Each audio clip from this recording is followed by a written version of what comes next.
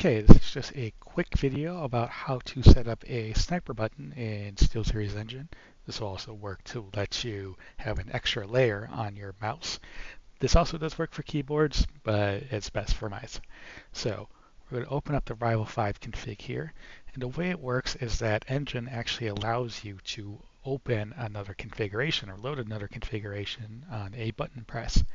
And button presses also can be called when the button's pressed down and when the button's pressed up. So using that, we can have it call one config while it's down, and when we release it, it just calls back to the main configuration.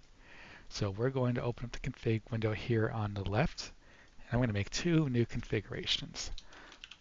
I'm just going to call one main config. Great. And I'm going to call the second one the extra config. Okay, and I'm going to go back to the main here, and I'm now looking at my mouse, and I'm going to be, okay, what button do I want to switch between the two? And on the left side here of the mouse, there's this big button that works pretty well. This is button 8. So I'm going to click on button 8 here. It's going to load the list of available options. I'm going to use this keyboard button drop down. I'm going to go all the way down to launch configuration. I'm going to select Rival 5, and I'm going to have it set to do extra config. And play on key by default is on button down. That's all good. I'm going to hit done. I'm going to hit save. That's good for that main config. I'm now going to go over to the extra config. I'm going to select the same button, button 8. Click on it, use the drop down, go to launch configuration, select Rival 5, and I'm going to have it launch back into the main config. And crucially, I'm going to change this play on key from down to play on button up. Hit done, hit save, and that's it. So I now have a button on my mouse that will switch between the two configs. So right now I'm on my main config, and you can look over here to watch it switch. I'm going to press it down. It's going to switch to extra. I'm going to let go. It's going to go back to main. And you can't see my mouse here, just going to have to take my word for that. But down, switch, up, switch. So that will let me switch between the two configs, but I now need to set up a sniper button. So I want to press down and have my CPI drop really low.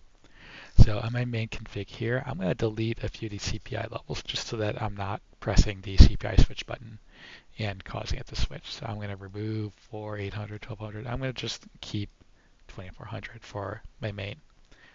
Click save.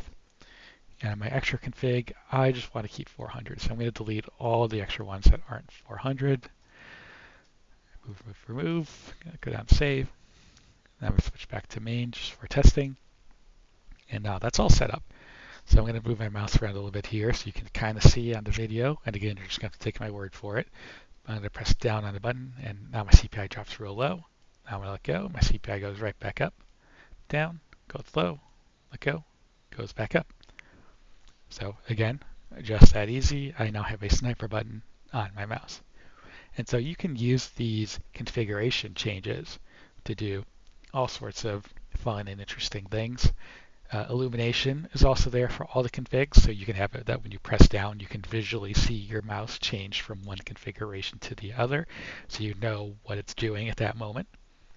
I have the buttons so that when I let go, it changes back to my main config, but you can easily change that to just be press down and let go. You have that extra layer. You press it again, switch back to your main layer. And you can also have it chain configurations. So I can have my main config call extra config 1. And I can have extra config 1 call extra config 2, and 3, and 4. And then whatever's at the end of the chain, I can have it go right back to my main config.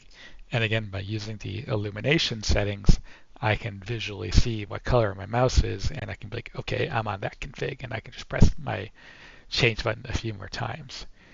And you might have noticed in the config dropdown that it actually shows my headsets and it shows my keyboards. So if you have other SteelSeries products, you can actually have a button on your mouse change your keyboard configuration. So you can hold down the button, have a whole extra layer on your keyboard, and when you let go of that button on your mouse, your keyboard goes back to normal.